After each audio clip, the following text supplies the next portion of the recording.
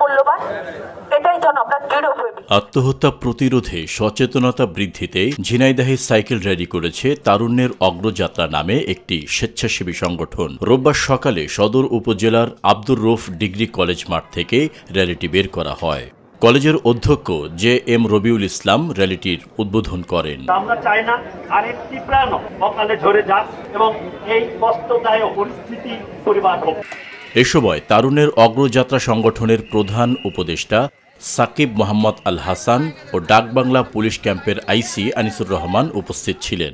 র্যালিটি সদর উপজেলার সাধুহাটি ইউনিয়নের বিভিন্ন শিক্ষা প্রতিষ্ঠান ঘুরে চুয়াডাঙ্গা ঝিনাইদহ মহাসড়ক প্রদক্ষিণ শেষে মোহাম্মদপুর সরকারি প্রাথমিক বিদ্যালয়ে গিয়ে শেষ হয়।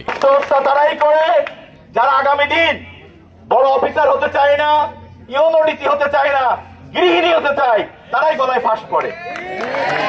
যে ছেলেটি বড় স্বপ্ন দেখে না, যে ছেলেটি মনে করে না যে আগামী দিন রাঙ্গিয়ার কোথায় বিদ্যালয়ে সে প্রধান শিক্ষক হবে, আগামী দিন সে বড় অফিসার হবে, মানুষের কল্যাণে কাজ করবে, এই স্বপ্ন না দেখে যে রাত্রে মোবাইল ফোনে মেসেজ দিয়ে অন্যের ঘুম ভাঙায়, এই ছেলেটি একদিন না একদিন আত্মহত্যা করে। আমরা আত্মহত্যার জন্য সুন্দর জীবন চাই। নৈতিক গুণাবলী সম্পন্ন মানুষ কখনো আত্মহত্যা করতে পারে না।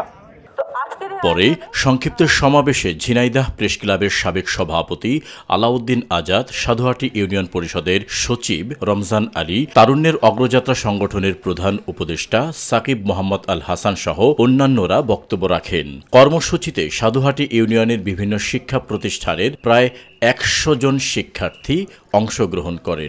কিন্তু আমরা অনেক বেশি দেখি, যেটা আমাদের হৃদয়কে ভীষণভাবে নাড়িত করে।